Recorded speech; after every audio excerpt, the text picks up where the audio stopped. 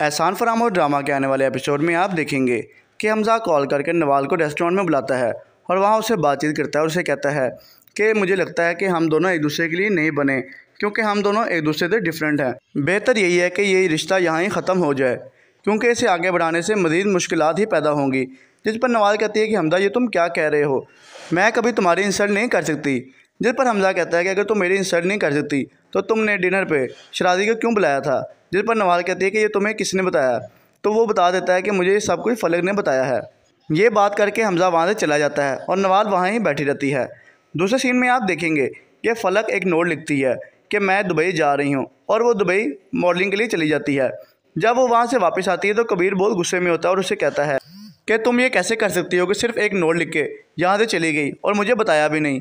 जिस पर वो कहती कि मैं यहाँ घुट घुट के नहीं रह सकती, मैं कुछ बनना चाहती हूँ और अपना नाम कमाना चाहती हूँ, मैं हमेशा के लिए इन कमरों में नहीं रहना चाहती। जिस पर कबीर कहता है कि आज के बाद तुम मेरी इजाज़त के बगैर कभी भी इस घर से बाहर नहीं जाओगी। अगर तुमने ऐसा किया तो मैं तुम्हें इस घर से और अपनी ज़िंदगी से निकाल दूँगा। अब ये फ़ैसला तुम्हारा है कि तुम क्या चाहती हो, तुम्हें मॉडलिंग चाहिए या मैं। जब फलक और आलिया को पता चलता है कि हमज़ा और नवाल के दरमियान इतना बड़ा क्लैश हो गया है, तो वो दोनों फ़ौरन उसके घर जाती हैं और फलक कहती है कि इतना सब कुछ होने के बावजूद मुझे नहीं लगता कि ये शादी होगी। और वो कहती है कि फलक बाजी ने भी अच्छा नहीं किया कि हमज़ा भाई अगर कह रहे थे तो उनकी बात मान लेनी चाहिए थी, लेकिन इन्होंने उनकी बात नहीं मानी।